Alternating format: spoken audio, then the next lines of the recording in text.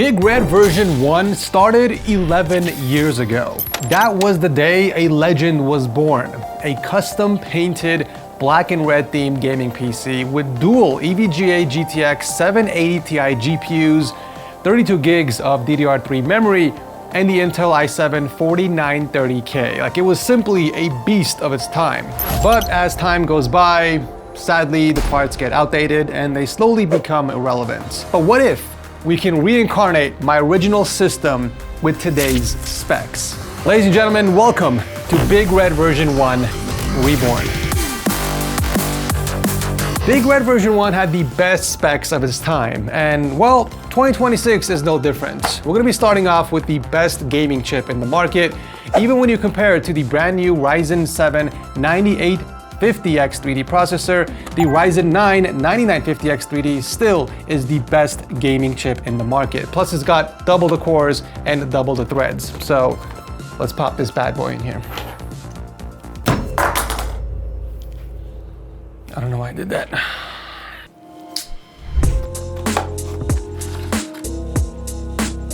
Now, the motherboard I'll be pairing the CPU with is the ROG Crosshair X870E Hero BTF. And the BTF here stands for Build Then Flex, which is essentially what we're doing here.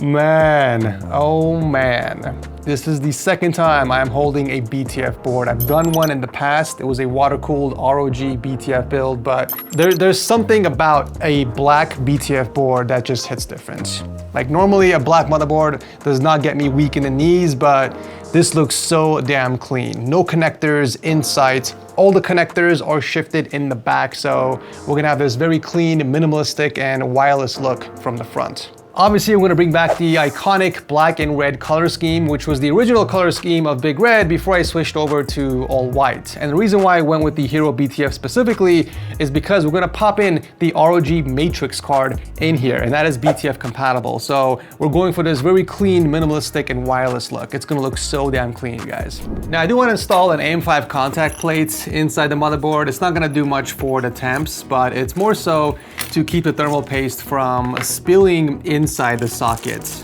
or around the CPU as well. And I happen to find a red one on Amazon to match the build. This looks really clean. I know you're not gonna even see it once the AIO pump is installed, but it's all about the details, you guys. And to help me with the installation, I'll be using our brand new 83-piece electric screwdriver kit that we're selling on our store right now.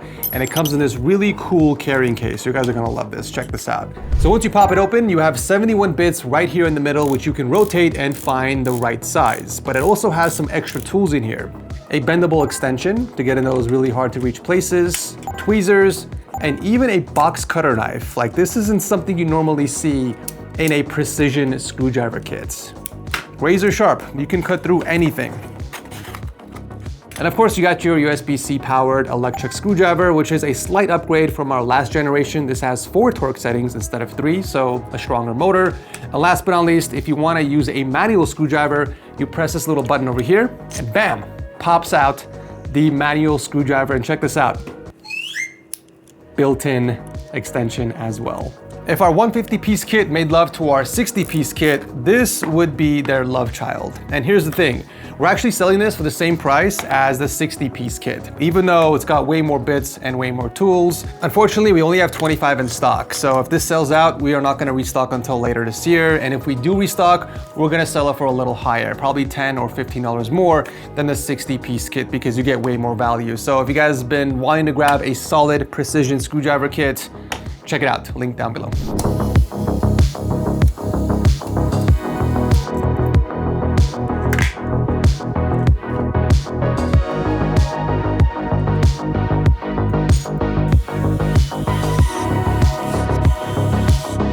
All right, moving on to memory, and believe it or not, this is the second most expensive thing in this entire build. We're gonna be tossing in a 128 gigabyte kit from G.Skill. This is the Trident Z5 Neo RGBs with 6,000 mega transfers per second. And yeah, I'm not gonna lie, this definitely put a dent into my wallet and into my pride. But you know what? BigRed version 1 deserves nothing less. God damn it! I'll be damned if I toss in a measly 32GB kit in BigRed version 1 Reborn, okay? I will simply not have that. I gotta be extra gentle now because this can be a very expensive mistake. And normally I would toss components around like before, but I wanna make sure I maintain the value of these sticks, okay? One small scratch and the value will drop by like 10 to 20%, okay? I'm trembling. I am trembling in fear. Here we go. Whew, nice and easy. All right, nice and easy, just like we practiced a million times.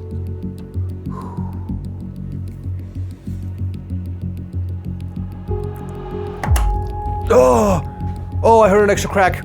I heard an extra crack. Are you okay? Are you okay? I promise. I promise it was gentle. All right, now for stick number 2. Here we go. Okay, it's in the slot. Now for the snap. Oh, another extra click.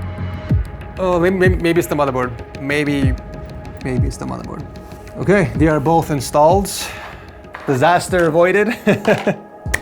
And same thing for the storage, okay? I'm not gonna toss in a measly 1 terabyte, 2 terabyte, or even a 4 terabyte drive in here, okay? I'm gonna be tossing in an 8 terabyte Gen 5 drive from Samsung, the 9100 Pro.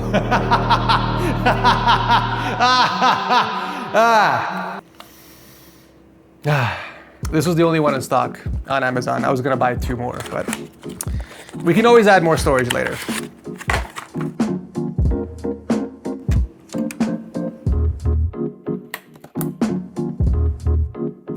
Ooh, that was an expensive click. I think just between the CPU, the memory, and the motherboard, we are close to $3,000 if I'm not mistaken. And we haven't even installed the case, the cooler, the GPU, which is gonna be the most expensive thing in this entire build. But yeah, take a look at this beauty. What a beauty, ladies and gents. We're only 20% done with the build and it's already living up to BigRed's legacy. It's bringing back so many memories, but we are missing one key component to make sure the system runs at its full potential. An operating system. BigRed deserves nothing but the best, which is why we're tossing in the best operating system to date, which is Windows 11 Pro. Look, it's the best operating system for me, okay? But because I blew a majority of the budget on the memory sticks, we're gonna have to save some money on the operating system, which is why I picked it up from VIP or cdkey.com, because why the hell would I pay full price when I can get it for only $24? Now, everybody and their mothers know that I get all the keys for my PC builds from here simply because they are reliable, they're cheap, and delivery times are less than a minute. They do sell Microsoft Office 2016 keys, which is great for everyday office work, and Windows 10 and 11 keys if you're building a PC. Just make sure to use my code TS20 to unlock the lowest price on the website before you check out. Afterwards, just visit the User Center section on the top right, navigate to the orders, and reveal the key so you can copy and paste that into the activation settings of Windows, and you're good to go. Okay, now that the motherboard is prepped, we are now ready to move it into its new home. Ladies and gentlemen, let me present to you the brand new Evolve X2 Matrix, the brand new case from Fantex. Now, it's a similar design to the original Evolve X2, however, with some cool new features, like their 900 LED matrix screen hidden behind fabric interior that spans across the inside of the case. Now, one of the reasons why I chose this case for BigRed version 1 was because of this U-shaped panoramic glass that allows you to essentially see through the entire case.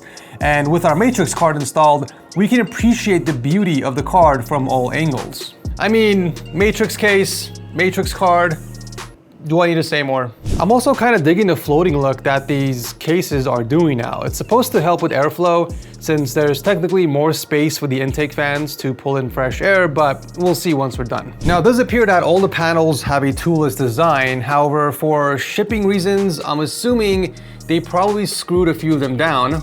That way they don't come apart. And if my theory is correct, yep, the 2 screws should be on the top here. And now we should be able to pop out both the panels. So here's the front one and the rear one. So here is the fabric piece I was talking about earlier. It basically starts over here at the top and wraps around the entire case and then ends over here in the front. It doesn't wrap around towards the back because obviously you can't see the back, but it's really cool to see a different type of material in cases. You don't often see fabric material inside of cases, so it's a nice welcome change. Another reason why I chose this case is because it's BTF compatible. As you can see, we have all the cutouts on the motherboard tray, so it is compatible with all back connect motherboards. And since the X870 Hero BTF is technically back connect, we are good to go. Bam! That is already looking so clean. This is basically what the build is gonna look like because we're not gonna see any cables pouring out of the motherboard. All the cables are gonna be in the back. So we're gonna maintain this really clean and minimalistic aesthetic. Okay, next let's install our cooler. And to keep things uniform, we're gonna be going with the Fantex Glacier 1 360 D30 AIO. And we even have matching fans for the bottom intake fans.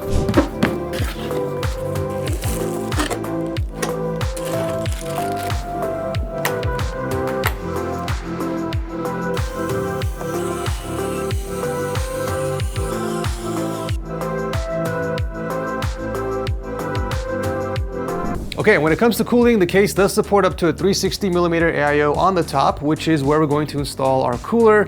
We also have space on the bottom, right above the PSU shroud, to install triple 120mm fans, which is what we're gonna do with these reverse blades for intake. But we also have one more slot in the back to install a 120mm exhaust fan. But in order to keep the air pressure neutral, we're just gonna go with 6 fans total. So 3 on the bottom for intake, 3 on the top for exhaust.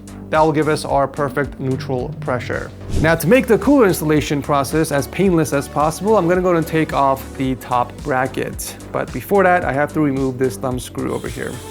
Then we can slide the bracket to the side and then take it out.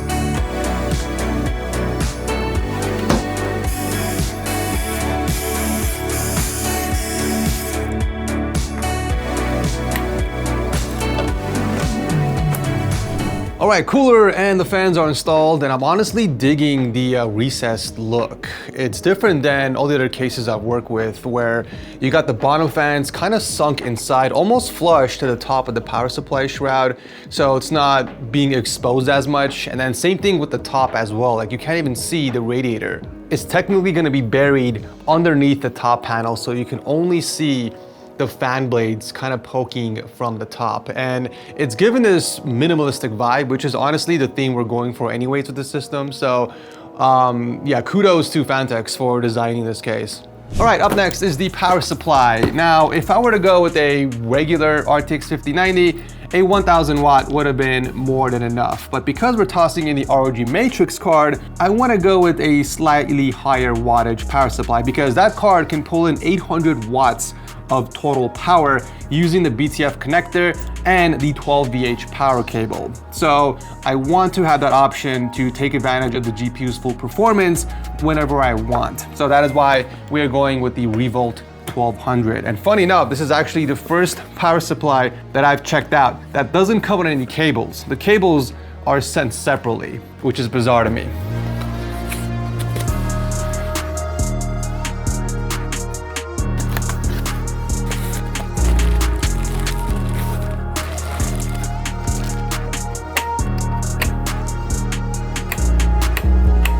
Okay, let's see what the back looks like. Okay, not bad. We do have some Velcro straps over here on the left side to help with cable management, easy access to all the connectors, which is obviously a nice thing. And then we have plenty of space on the bottom for our power supply. But where the heck is the hard drive cage? Oh, it's actually over here, tucked away in the corner there. I wonder how you get access to that. Aha, so apparently there's a cover here that snaps off. Oh, okay, there you go. So this snaps off, and there it is. The hard drive cage tucked away inside here. And I just love how all the panels are seamlessly integrated with the case. Like, it feels like it's a part of the design. So the tray pops out, you can add a hard drive on the top, one more hard drive inside, or you can do 2 SSDs on the top, in addition to 3 more SSDs on this tray over here.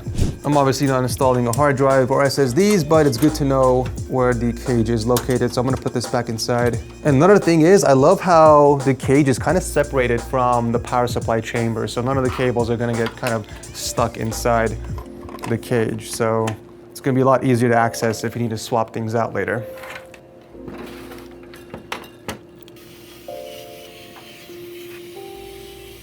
I'm not gonna let you guys sit through the boring cable management stuff, but I just wanna say on record, it was super easy and convenient plugging in all the cables because of the BTF design. However, with that, there was one small flaw I came across, and that has to do with the case design, specifically with the EPS connectors. I feel like there isn't enough spacing between the EPS connectors and the cable management tray because it's forcing me to kind of bend my cables, but even then, I'm not able to close the panel. As you can see, there's a bit of a bulge near the top, and if I just tap the tray gently, it opens up. So I have to kind of go and mess around with the cables a little bit to make it as flat as possible, but even then, it's a very tight fit, and I don't necessarily feel comfortable leaving the cables this way because it's generally not a good idea to have the cables bend at a very tight angle, especially if you're gonna leave it like this for a long period of time. It's just going to cause issues in the future. But this is the best I could do, unfortunately. I am able to close the panel, but I mean, even then, like I said earlier, it's a very tight fit. So I just wish there was maybe a 1/4 inch more space between the motherboard tray and the rear panel. I feel like that will solve the issue. But that is all I can do right now.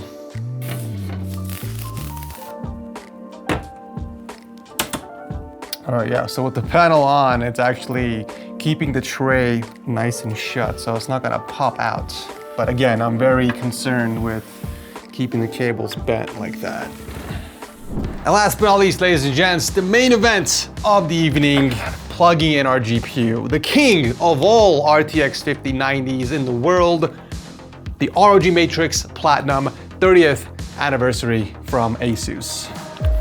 We meet again, reunited once again.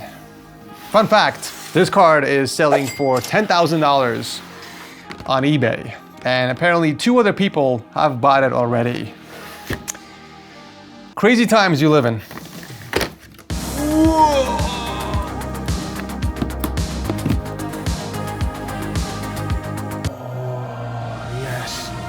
Whoa.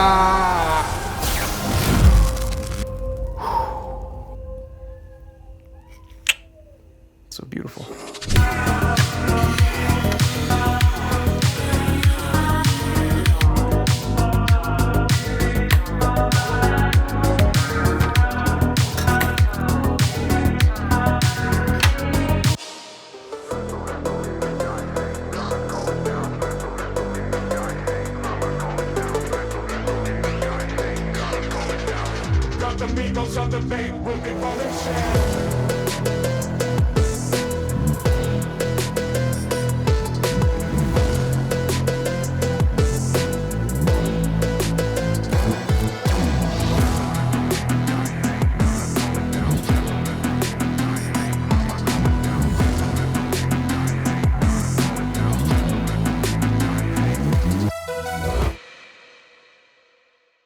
Behold, BigRed version 1 Reborn, reincarnated from the past, a beautiful, majestic beast. Now there's only one thing left to do, and that is to benchmark it to see its full potential.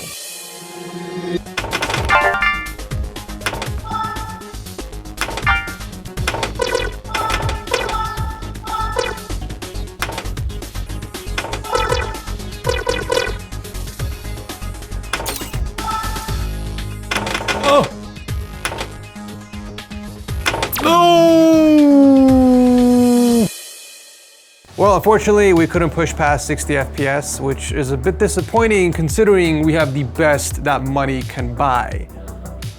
Maybe we'll have better luck in other games. Like Cyberpunk 2077, Phantom Liberty, we're gonna kick off with 4K resolution, maxed out settings across the board, no DLSS or frame gen.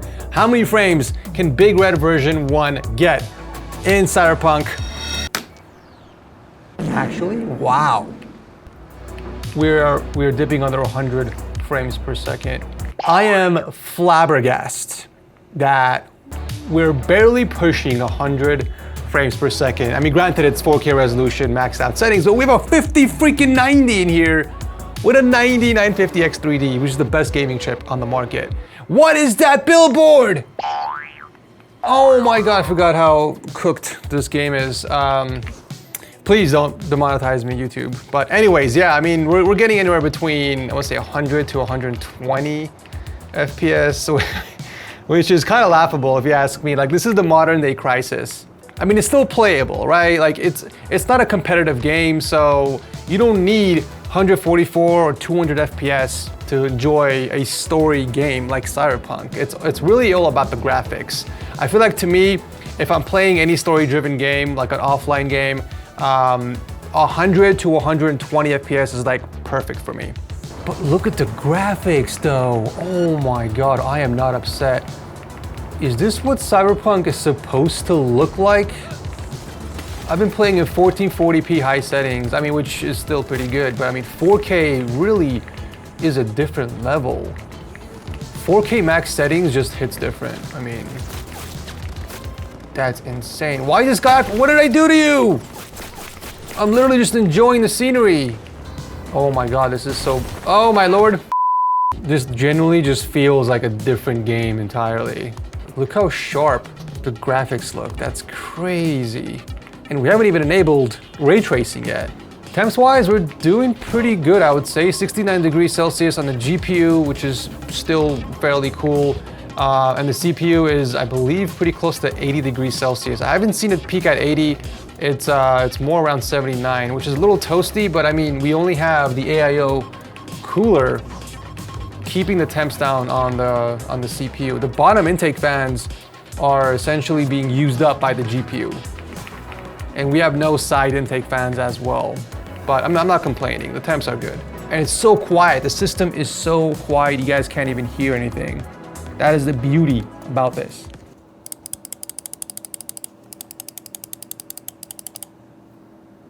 That's so quiet. Oh, there it is. We just peaked at 80. So the CPU temps might be climbing still.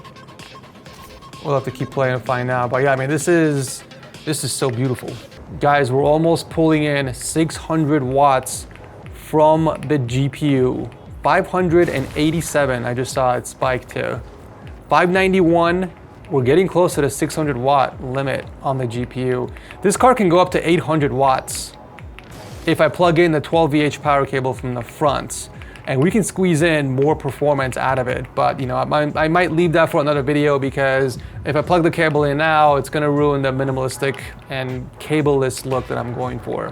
3000 megahertz on the boost clock with near 99% usage on the GPU. And the temps are actually really good. Let's go to downscale to 1440p. Let's see how many frames that'll give us. That's it. We barely got like a 50 to 60 FPS boost. I was expecting double, but I mean, and it's crazy, downscaling from 4K to 1440p, you immediately notice the difference in the graphics. Like, this, to me, feels like 1080p. Okay, you know what? Let's go ahead and enable DLSS with frame gen. Let's see if we can boost our performance a little bit. Let's do ray tracing ultra, DLSS super resolution. We'll keep the transformer model, and we will enable frame gen, and everything else is pretty much set to max. We're gonna keep path tracing off for now. All right, we are back in 4K resolution, maxed out settings with ray tracing, DLSS, and frame gen enabled. Let's see what we got. Wow, that's impressive. 370, whoa, no, 380. 391 FPS. That is insane. The game doesn't look as sharp though. I've noticed that. It's a little fuzzy. So yeah, it does take a hit on the sharpness, unfortunately. It doesn't look as bad as 1440p though. Like it looks somewhere between a 1440p and 4K resolution, but still looks good.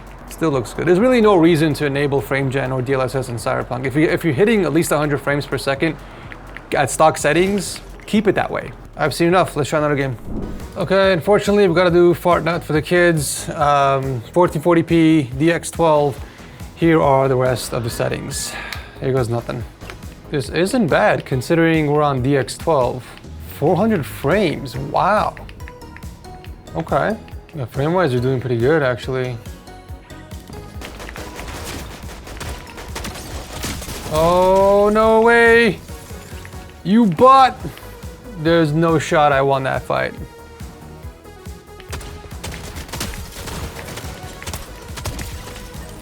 Let's go. Double shotgun. Oh, it's got a legendary? You know what? Don't mind if I do.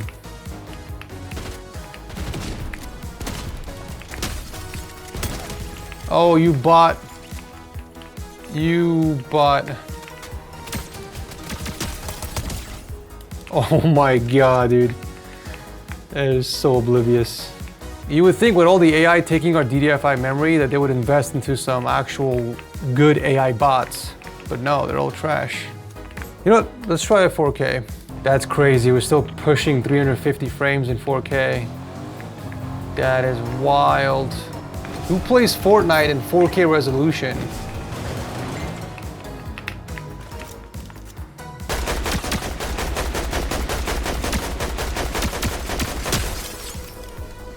Oh no!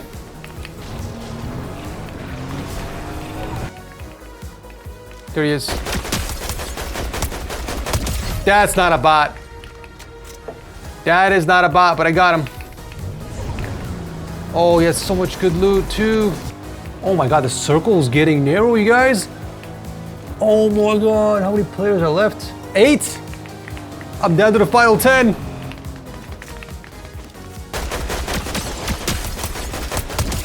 Cooked! Oh! Yo!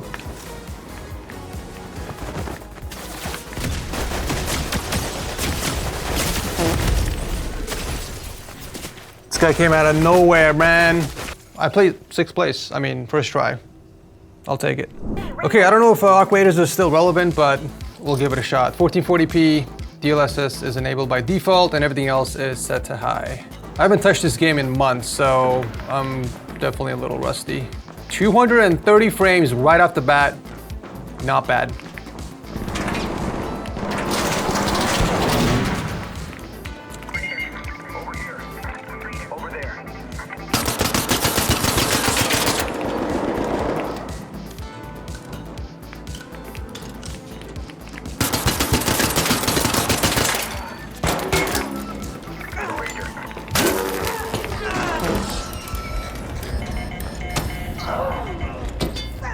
This is why I stopped playing this game.